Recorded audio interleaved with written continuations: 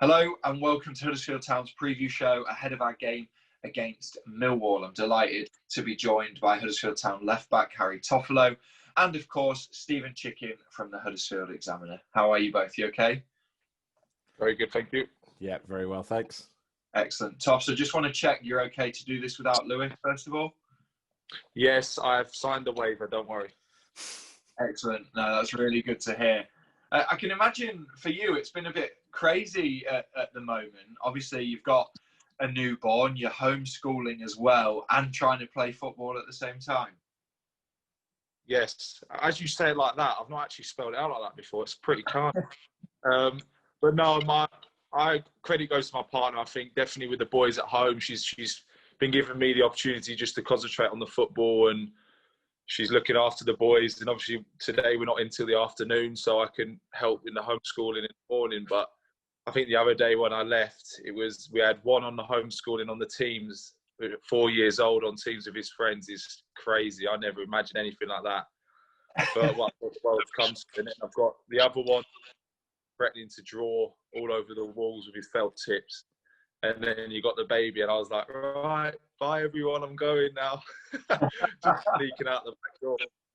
But no, it's nice. We're loving life. The boys have taken to it really well, and now we're enjoying being a family of five, albeit we can't really leave the house, but we're enjoying it.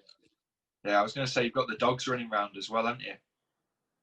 Yes, that's an added weight, but to our strong bow, I look at it.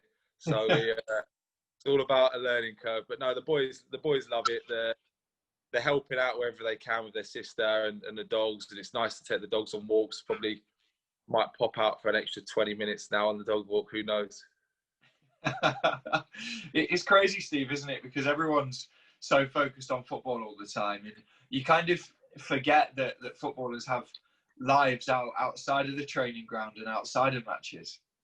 Yeah, I think there's a tendency to do that, and you know, it manifests in all kinds of different ways. I think people like to see sort of the more personal side sometimes, though.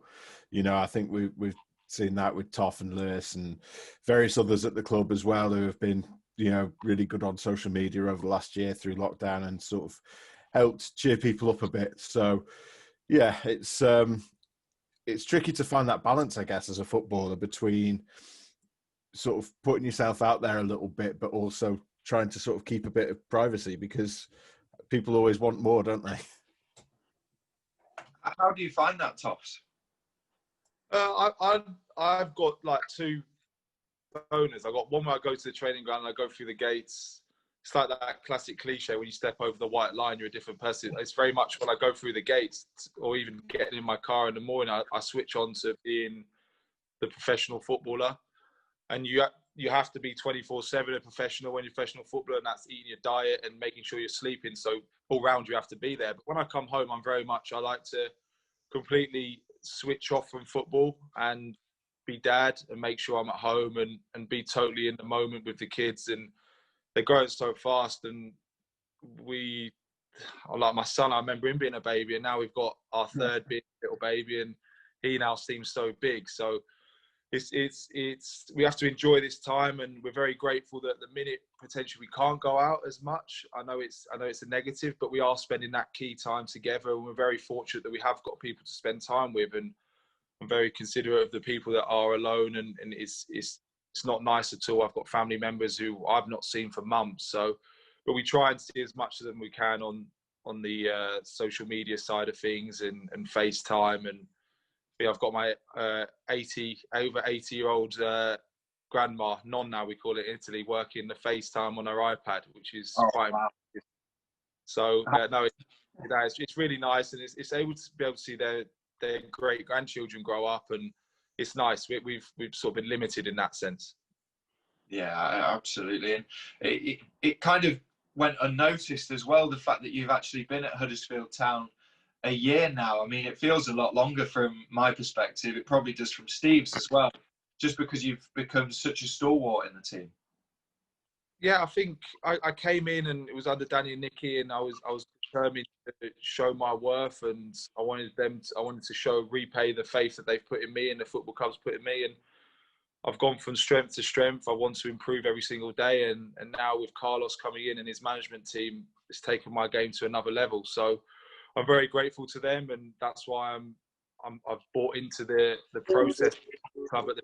I'm really enjoying my football, which ultimately then I'm enjoying my life outside of it as well. So if I can continue to work hard and hopefully get the fans back, because some of the football we've been playing, I'm sure they'd be absolutely loving it. And if we can continue to improve and turn the losses into draws and wins, and turn the draws into wins, then we're in a good place. It is mad, isn't it, Steve? Like, to consider it's only been a year. Yeah, I mean, I think it feels like about 427 years, doesn't it? The sort of the way the last year's gone for everyone.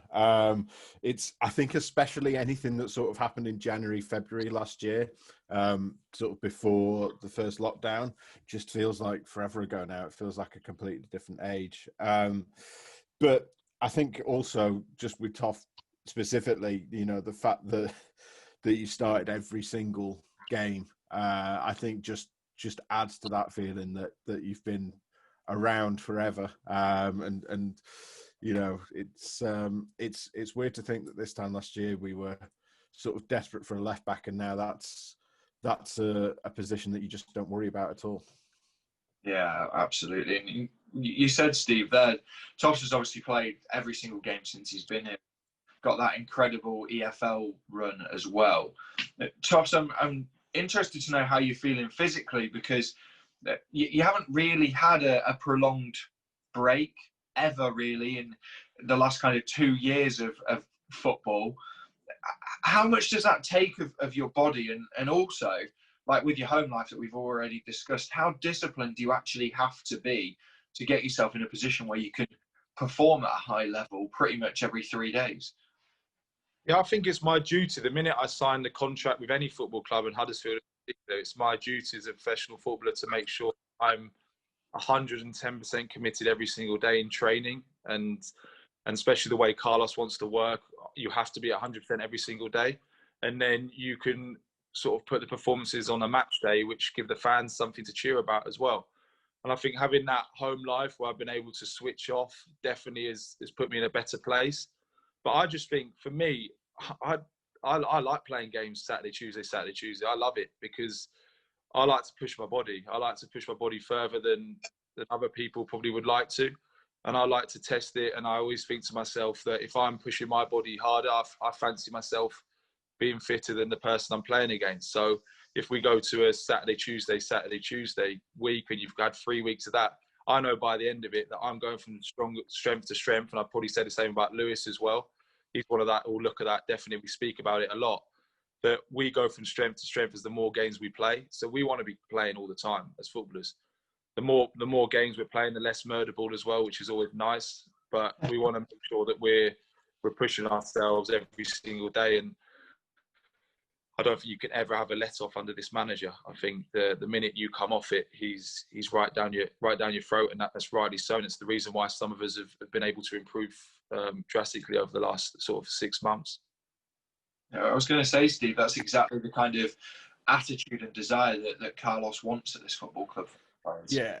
I mean, everyone sort of talks about how intense he is, and how much he loves coaching, and how demanding he is. You know, it's always the first thing when you see a new signing interview, they talk about how that comes across. And when we've done these shows as well, it always comes up. So it's obvious that there's a high standard set there. And, you know, I know that they'll be benchmarking the players against each other as well, and trying to drive everyone up to everyone else's standards, and keep pushing that higher and higher and higher. How closely do you look at those stats, Toffs?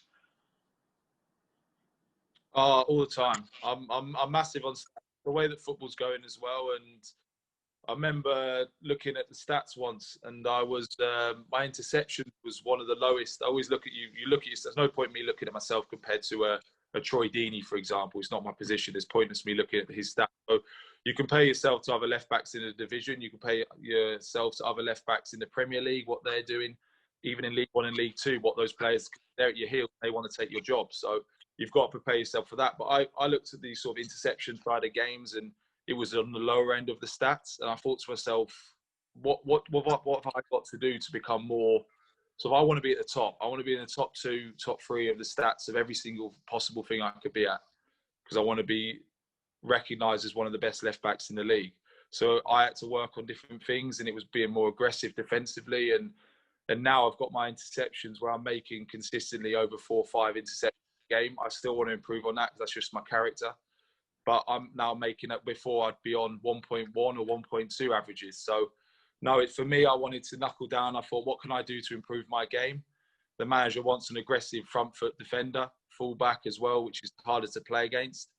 So I thought I'm going to have to change my game, and I've been able to do that. And there's other parts of my game that I'm looking to improve as well, and bits that I want to keep improving that are up there on the stats. So I think as players, we look at it intensely, to be honest. I think the manager looks at the GPS stats, and it's become second nature to us now. We always ask him, send us the data. I think we don't even have to ask now. I think the performance team, Callum Walsh, Josh Snowden, all of them just send us over the information straight away. So no, everyone's very proactive at the football club. I was about to ask you, do they encourage that kind of proactivity? Because I imagine some players have never looked at the stats and others are looking at them after every game. Yeah, it works both ways. It honestly works both ways. You could look at a stat of, you could play a really, really good game, and you look at the stats and you think, look at look at these stats. And then you go and play another game and go, oh, wow, I'm way off it. So I think you have to have that constant middle ground with it. I think that's where the averages, you have to constantly look at the averages, and you can't look at them too much, because before I've had a game where I thought I've had a good game, and then you look at the stats and everyone getting texts from your mum and dad, and you're getting texts from agents saying, oh, well played, and the manager saying you well played, and you look at the stats from the game and you had a low rating, and you think to yourself, well, that doesn't make any sense. But I think sometimes you can look at the stats, and yes, it's good that recruitment staff and scouts use this, and the sort of data analysts use the stats. But I think sometimes when you look at the player on the pitch and their body language, because I don't think the stats can show somebody's body language and the way they are and the way they lead teams by using their voice. I don't think you get stats on how many times you open your mouth. So, but stuff like that, I think you can take it with a pinch of salt. But definitely the way football's going, stats are massive. Yeah, it's something I find myself when I'm writing pieces, and particularly sort of the 5 conclusions, is sometimes you go into it thinking, I'll write about this player because they had an amazing game, and you look at the stats and it's like, it's exactly what you said. It's like, actually, there's nothing here that particularly stands out. But sometimes it's like, if a player's made, to take your point, loads of tackles, it can mean that they've got the positioning wrong in the first place, or it could just mean that the opposition have put a load of stuff down their side, and actually they've struggled with it. So, yeah, you've always got to be careful, I think, particularly as you say, with sort of game to game. But I think when you look at the wider trends, that's where you start to get a picture of what a player is like. And obviously sometimes you look at games and it's just like, well, this is either dreadful or fantastic, and it needs highlighting. So yeah, I think if you look at if you do heading, for example, heading stats, I could have one header in a game, win the header, and I get 100% stats, and I look at that and go, oh, 100%, look at me, I got 100%. But another game, I could go up against someone who's 6'4" against me, they've stick 10 balls on him. The goalkeeper sticks it on his head every single time. I win 2 of them out of 10, and they go, oh, wow, I got 20%. So you look at it, obviously the profile you're playing against, the team you're playing against, the way they're setting up. So I think that's where you do look at it on the other side, like, okay, why have I got those stats? Okay, well, they had a 6'4" winger, a 6'4" striker who peeling onto the fullback every time. But then that's as players, we've got to adjust. Maybe the centre half and the fullback switch around, and then sort of mitigate the risk. And that's where in the game we've got to be savvy and we've got to be smart and counteract their sort of strengths. Yeah, you're feeling under pressure now, Steve, with your player ratings. Yeah, I know. Particularly after the conversation with Booley a couple of weeks ago.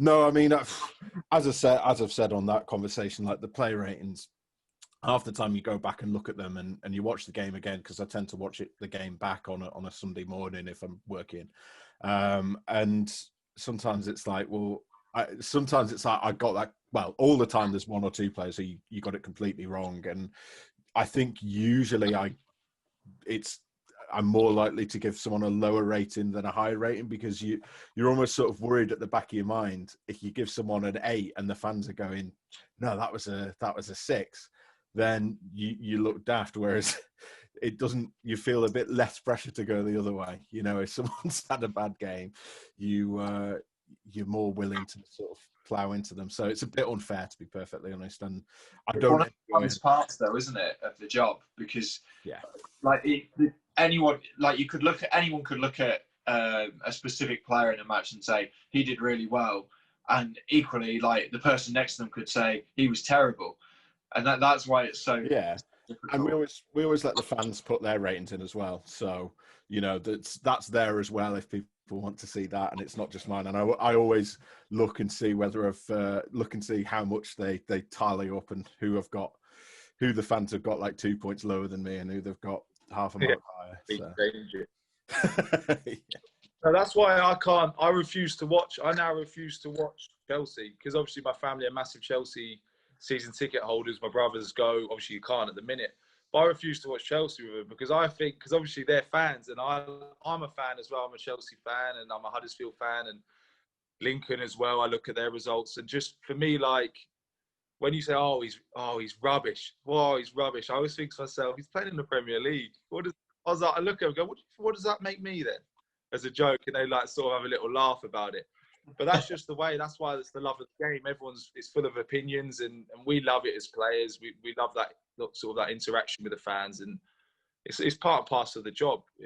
We'll get. I'm sure when in the Euros, when England are playing and someone misses the sitter, we'll all sort of say, "Kane, what's he doing?" So that's we just love the game, and I think that's what. And everyone has favourites as well, don't they? Like, everyone has players who they rate, and others who can do no right kind of thing. And yeah, as you say, it's part of the experience. Definitely. Yeah, and Tops, a few moments ago, you mentioned using your voice and looking away from statistics and looking at personality on the pitch, how you handle yourself.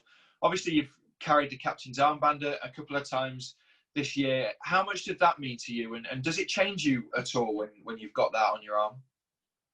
No, I'm stepped in for Shindy and Hoggy, who are leaders at the football club. The hierarchy at the football club, they're at the very top of the tree, and they're hugely respected at the football club for obviously what they've done in the past and what they're doing in the present as well. So for me to have the armband, it's a massive honour, especially at a massive club like Huddersfield Town. It's something that I definitely don't take lightly, and I wear it with a massive amount of sort of pride. But for me, it's just another day, another game, and you've got to make sure that I'm performing at that ability. I always feel like without the armband, you try and lead and spur the team on. It's just a natural instinct of mine. But no, you have the armband. It does give you that sense of authority, which probably you feel anyway in the game. But you just have more responsibilities on the pitch to where if there's a little tuffle on the pitch or a little something happens, I usually get Hoggy to sort it out because he's the big general. That means I have to start sticking my chest out, thinking I'm the big man. So, but no, it's nice. It's definitely to be recognised like that by the manager and the football club as well is amazing, and to be able to do it in such a short space of time as well is something I'm very proud about. Yeah, because we spoke a lot in the last preview show about the injuries that we have at the football club at the minute. The list is very long. There's a lot of senior players and key players that are missing at the moment. When you're on the pitch, Tops, and you've got that armband and you've got some of the younger, less experienced lads around you, do you have to step up a little bit? How do you manage that situation? I think you have to raise your game, but also it gets to a point where the younger players, I was in their boots. I was in the exact same situation. They have to take responsibility, and I think they have done. I think that look at Roms and Rams, for example, usually the two of them against Watford. I thought they played hard. They had a really good game. The pair of them, they Obviously, the goals were unfortunate in the situation we're in, but I thought they had a dominant game for their age as well. But it now gets to the point where younger players, we need to stop saying, oh, for their age. They need to now start going, okay, stand up. I'm good enough to be here, which they are. They need to start believing in themselves and saying, no, I am a championship player. I can play at this level. Because that's something that I was doing a year ago. When I came from League Two and I come through to League Two at 22, went to League One. So I've made that gradual progression as these players have gone from having a loan move, like, for example, Rams won League Two last season, to then going straight into the Championship. So for those sorts of players, they've got to grow up really fast. And I feel like they're evolving every single day and they're taking more and more responsibility on. And you can see the leader in Rams as well, using him as an example, that he's got that from the younger age groups. He's coming through and he's now starting to play with players that he's been playing with in the younger age groups. Which you look at Arsenal now as a case study. Arsenal, the way that Emile Smith-Rowe was on loan with us, the way he's shining now, and Saka, and all those players that have been playing together growing up. So they have to use this opportunity. They've got a fantastic foundation at Huddersfield to give them the base to go, right, go and enjoy yourself, go and play and express yourself, because the club is fully behind them and supporting that. And as a player, it's refreshing to see for me, and to be able to wear the armband as well is something that's really refreshing for me as well. Yeah, you raised an interesting point there, because Steve, I'm sure you agree, but Romani in particular was one of the real standout performances, I thought, against Watford. Yeah, I think he got my highest rating on the day, and he was really solid throughout, and you know, his efforts probably deserve better, unfortunately. But that's how it goes. But I think we've seen that there are youngsters that can step in and do a job, particularly for the odd game here and there. I think when you're sort of looking at players coming in for 10, 15 games, it takes different complexion. But I think when you're looking at youngsters coming in, particularly 11 injuries it is at the moment, isn't it, for the first team? And probably you'd pick 5 or 6 of them in your first choice 11 if you were writing down a team of fully fit players now. So you are going to have to rely on young players in that situation. You know, I know that a lot of fans have been a bit dismayed by it and they've been questioning the squad depth. But I mean, you look at Liverpool, you know, Premier League champions, and all the resources they've got. They get a couple of injuries in defence and they're playing academy players and a central midfielder. You know, it happens. Injuries will hurt teams, and it's just something that you have to cope with. And to be fair, I think generally speaking, we've seen the players that have stepped in have done well. So, you know, Ryan Schofield, I know he made the error at the weekend, but has generally been a really good player. I don't think anyone would question the decision to make him the number 1 goalkeeper at this stage. Romani as well. You know, he's had a couple of errors, and there's been a couple of times where his inexperience has shown through. It could maybe be a bit tighter marking at times, but generally speaking, he's been a reliable defender. You know, most of the games we've seen Romani play, I've barely noticed him, which when you're a centre-back is a good thing. So we've seen that the players can do that. But I think just getting a few more players back from those injuries really would help, because sometimes you just need more than just sort of reliability and players showing they're up to the level. You need something to push you past that. And I think Isaac and Bender in particular has been a big miss over the last few games. Players with that extra bit of quality to make a difference. Yeah, interesting. You mentioned Ryan there. I don't know if supporters saw this on iFollow or whether even you did, Steve, in the stands. But I mean, Toffs, after the game, obviously Ryan did make that error that led to the goal. You went straight up to him, didn't you, when you were walking off the pitch? Put your arm around him. It was quite a nice moment. Yeah, people forget, and I've had this conversation with Scoey, and I've had this conversation with Lewis as well. They're 21 and 22 years old, and they're championship standard. People forget that. Like, it's what they're achieving so far in their career is incredible. Just because they're not playing the Premier League, people have aspirations because they want to play in the Premier League, and I'm sure both of them will go on to play in the Premier League. They're exceptional young talent, but people sometimes forget that they are so young, and they are having their first. Lewis, yes, he had a fantastic season last year. He's now having to back it up and go again this year. But Scoey, for example, he's saved on many occasions, and I said that to him. I said, keep your head up. you don't realise the impact that he's had since he's come into the team, and the sort of the breath of fresh air. Because obviously when Ben Hamer got injured, we needed somebody like Scully to come in and offer us that, and he did. He kept us in many games, and without him, we possibly could have dropped some points as well. So I said that to him. I had a good chat with him after as well, because obviously he's young and he's gutted about the mistake. We all don't like making mistakes. It's part and parcel of the job. You make them, but I think it's important that Scully, as being our number one, that he remains focused on what he needs to do, because he's got another game coming on Wednesday. So he's got to make sure he's ready. His mindset is, and as a senior player in the group, it's my responsibility, and I'm sure the other players have spoken to him as well, just to sort of speak to him and make sure everything's going to be all right. Basically, it's not the end of the world. Yes, what happened, but end of the day, he's an exceptional young goalkeeper who's shining in the Championship at his age. So he's got to take that with a lot of confidence and make sure he sort of continues his development. And I'm sure that the club are going to push him to that. Yeah, it can do a lot, that, can't it, for a young player? I'm sure when you were obviously younger, coming through like they are now, and Ryan in particular, if you made a mistake and an experienced player put their arm around you, it would make you feel a lot better, especially someone like Ryan, who's a Huddersfield Town fan as well. Oh, Scully's a legend. The one thing about Scully, you'll like this, I've never seen somebody drink so much Yorkshire tea.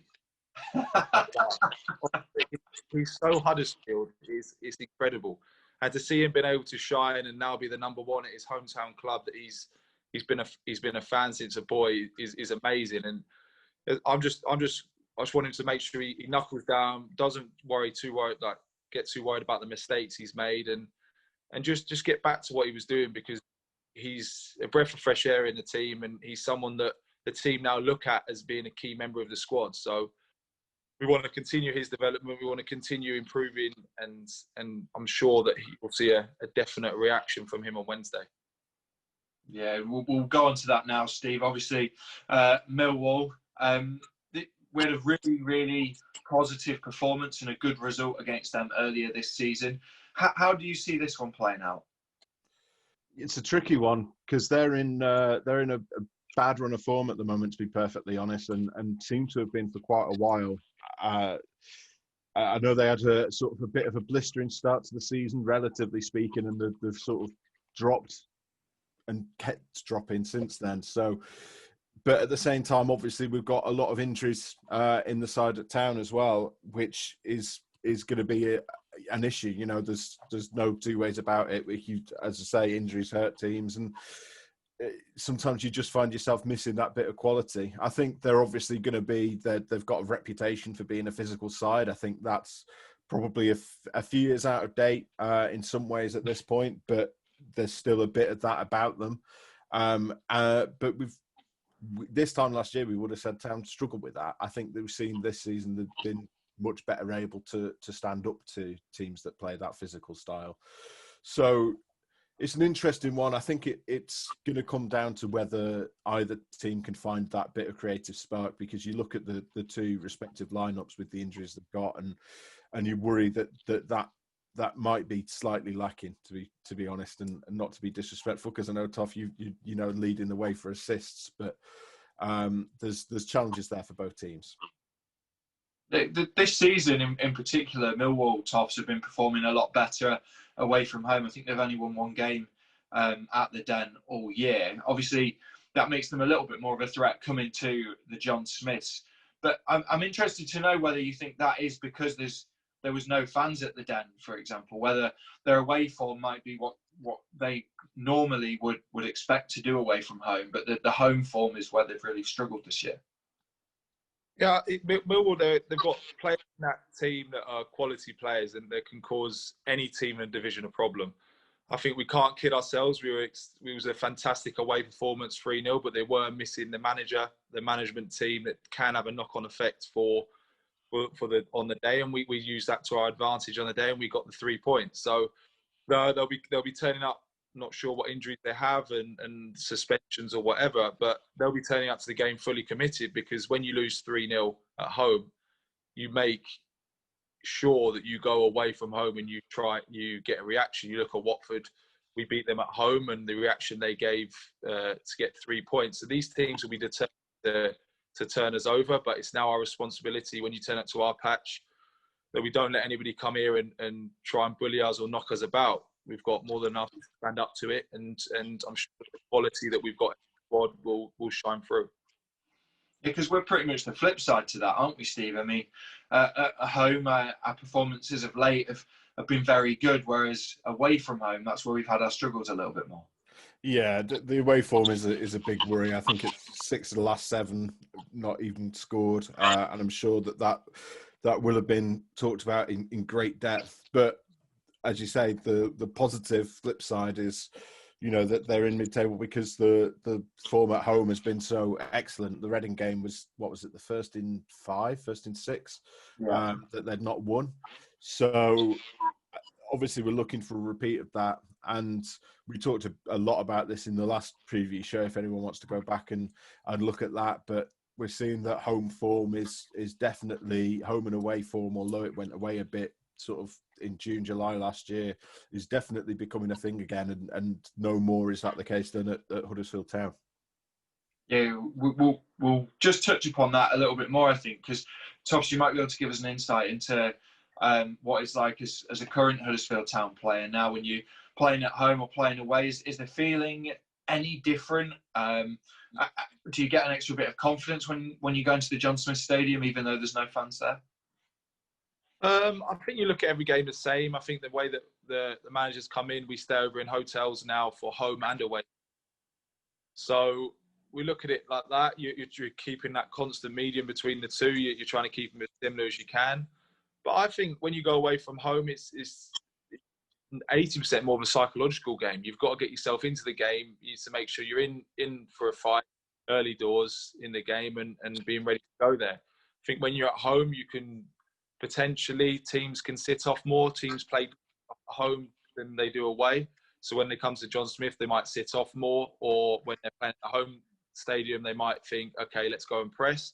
So that does change everything in a game and the dynamics of a match. So no, we look at every single game. We prepare no different for a home and away game. The only difference with the away game, you have to sit on a coach for 3 hours. But other than that, there's no difference to what we're doing. And yes, it's something that we want to improve. I think the manager wants to improve on the away form because the home form's been quite incredible, really. So we want to try and back that up, and that's how we can start as a team and as players and staff moving up the division by improving our away form.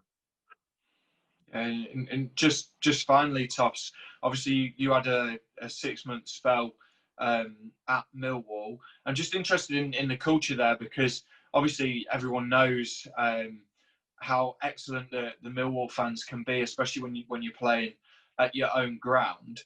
What's the culture like when you're brought into a club? Do you have to change and adapt to play in front of those supporters? What's it like? Yeah, definitely. I think the football club recruit a certain type of personality as well. I think they won't bring somebody in who they know is not up for the fight. They'll bring someone in who knows the way that Millwall work and the way they want to play a game. And you look at the squad they've got players that will fight, and they've got players that have got the quality as well, which is what the Millwall fans want. But no, it was a fantastic club. I loved my time there. I didn't make an appearance, but what I learned under Neil Harris and Dave Livermore, Adam Barrett, I think still there, and just being in that dressing room and I remember I was sat in the dressing room. I was sat next to Tim Cahill in the dressing room, and to have that experience for me was incredible. And I learned a lot in my time there in such a short space of time. Improved as a player, and most importantly, improved as a person. And I'm sure it's put me in definitely the position I'm in today by learning the culture and when you sometimes feel a little niggly injury, you just sort of get on with it now. Because at Millwall, if you sort of feel something, unless obviously you've had to go get a scan for it, you're playing on. That's just the way the Millwall culture is. You get on with it, and you're a fighter. And that's maybe the reason why I've potentially gone on to do 115 games in a row now since I left Millwall. So I've had that mindset in my head that when I have got a little problem, I'm able to get over it and get through it. Yeah, no, that's really, really interesting. Toff, Steve, thank you very much for joining us. Town fans, if you're a season card holder, you can watch our game against Millwall for free on iFollow HTAFC. If you're not a season card holder, then you can purchase a match pass for £10. Just a note on that, the game will not be available on Sky Sports Red Button. That's due to the EFL and Sky Sports' broadcast agreement. Thank you very much for watching.